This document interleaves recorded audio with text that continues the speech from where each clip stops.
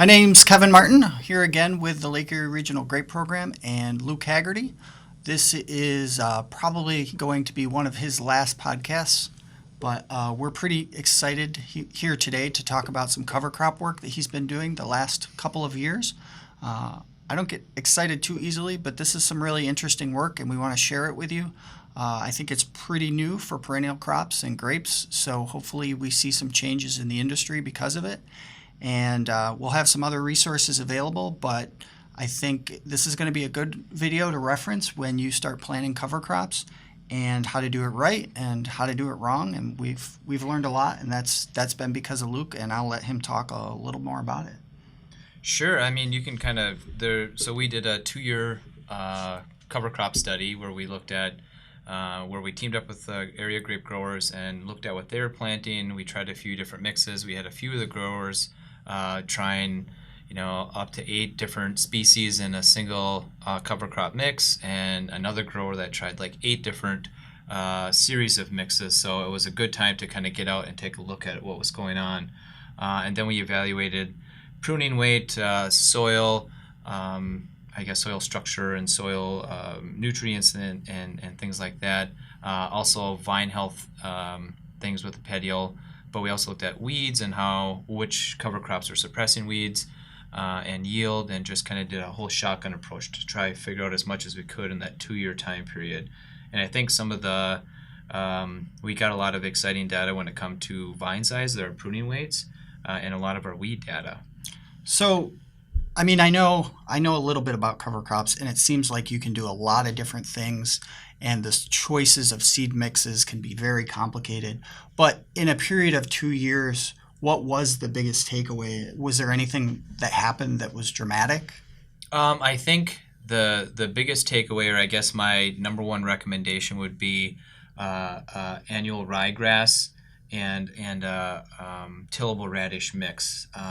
I know, and you could also throw in clover. That didn't seem to matter either way when we looked at the different mixes and when and where things were planted. But the two things that had the most positive impact, were both ryegrass and annual ryegrass and the tillable radish. And a lot of that, a lot of those two mixes are pretty common, but those two mixes with clover added in there to help build your nitrogen base was also a positive thing. But when you looked at the data, a lot of positive things happened when you had annual ryegrass and tillable radish.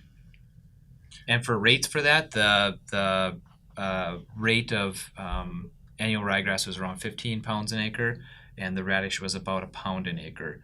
When we planted more than 1 pound an acre, we started to kind of shadow out a lot of that ryegrass that we planted, so we lost some of the benefits there. So around a pound of radish seemed to be sufficient. What about with vine size? Was there an impact on vine size? In a good way and a bad way. So it really, this project really showed that there's there's a lot of potential here, but there's also some risk here. So knowing what you're planting and more or less when to terminate is important. And what I mean is, we found that in a lot of so we looked at gravelly sites, heavy clay, and loamy soils. And all of those sites where we had classified with NDVI, like where smaller vines are at and medium vines, so kind of on the lower end of the producing scale, where they had cover crops, the vine size jumped dramatically, which is great. I mean, we've been trying to figure out how to get our small vines bigger for a long time, and in 2 years we're able to increase anywhere from 10 or 15% all the way up to 30% of those small vines in size in just a short amount of time, which is great. However, the bigger vines, I think some of the competition that's involved with planting a cover crop, those bigger vines, they saw in some cases, especially on the gravel and loamy sites, where you had big vines, the cover crop competed with them, and you could see a dip where they actually decreased in vine size. When you looked at everything together, there was still an overall increase in overall vine size, but that came from the small vines and big vines. There's such a dramatic uptick from those, and a small downtick from the other thing. And I think really that has to do with when we're terminating. So growing cover crops and Concord grapes, we really have, the sky's the limit for planting. We can plant it any time, we can terminate it any time. So we have a large window, and I think we kind of found through this study that really looking at when to terminate or kill the cover crop is very important. Yeah, I mean, my big takeaway from looking at what you've presented is really being careful about termination on gravel soils. And I think maybe those effects were exaggerated because, to provide some context, it's very early 2017 now. So this happened in 2016, and we had a very severe drought in 2016 of really historic proportions in our area. So maybe that effect was exaggerated, but regardless, it's going to be severe, and it's a risk that I think growers should probably avoid, even though that drought was so dramatic. Any kind of water stress is going to cost a lot of money. And I think we're going to touch on that in a later podcast because there are some economics behind all of this data that we do want to talk about. But to me, it seems like the big takeaway is ryegrass and radish worked very well for vine size, and I didn't mention for vine size. And I haven't mentioned yet either for weed suppression. Where we had radish and annual ryegrass, we had the best weed suppression, especially when we were looking at Maristelle. Maristelle has been a big problem for grape growers to kind of control across the belt, and that combination really seemed to suppress. I mean, almost fully suppressed. It didn't show up in our weed counts, but when you'd stand back and look at a row, you'd see a couple here and there. And then where you didn't have cover crop or a different cover crop mix was planted, where you didn't have that combination, you saw Maristelle in there. So that was a big, for weed suppression, that combination worked very well. So I think we have a really nice introductory combination for some immediate impact, which actually surprised me. And the only other major takeaway is just termination and being careful with termination because it can result in some negative effects as well.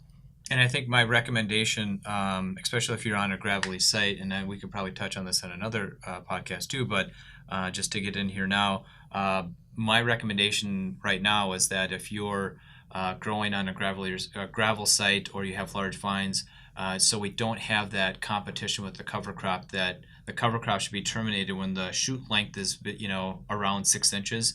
So I would say that 3 to 6 inch stage, depending on how the weather outlook looks, I would be gearing up to terminate around that time. In the past, we've been going more that later May, where the shoot length's probably 8 to 10. Almost bud break sometimes, right? Yeah. Or almost bloom. Yeah, so so I think waiting that long is where we've seen that impact of that competition. So being able to eliminate, and I think at the 6 inch stage shoot, our cover crop we're still getting a lot of growth out of it. I mean, the ryegrass is almost knee high, and a lot of the clover is really going at that time. So I still think we're getting a big bang for our buck at that time, and anything past that might just be a little too risky to go with. On the heavy ground, you could probably delay that, to later May or 8 or 10, because we found that didn't have an impact even on the drier, on the heavier clay soils. That you had more leeway, and the longer you let them go, we still saw an increase in production. I just want to highlight that because I think that's new viticulture for a lot of our growers. Ever since Bob Poole really, row middle termination advisement has been at bloom. And you're pushing it back much closer to bud break, around 6 inches of shoot growth. So that's very different, and doesn't just apply to cover crops, but it is kind of a different direction than many of our growers have heard in the past. So yeah. I just want to remind growers that is new information. It is, yeah, and it was kind of tough to. I mean, when we saw how much it was, taking out of the grapes was up to 40% in some cases, and that's. Decreasing a large vine on gravel site by 40% is a huge impact, and we don't want that to happen. I think this was just a teaser for the cover crop information. Thanks for joining us. There will be at least 1 or 2 more videos on this topic. Pay attention to our website if you need some additional information. If you have any other questions about cover crops or anything else, you can comment below, and we will find a way to reach you. We'll do another podcast, and we will answer those questions happily. Thanks a lot for joining us.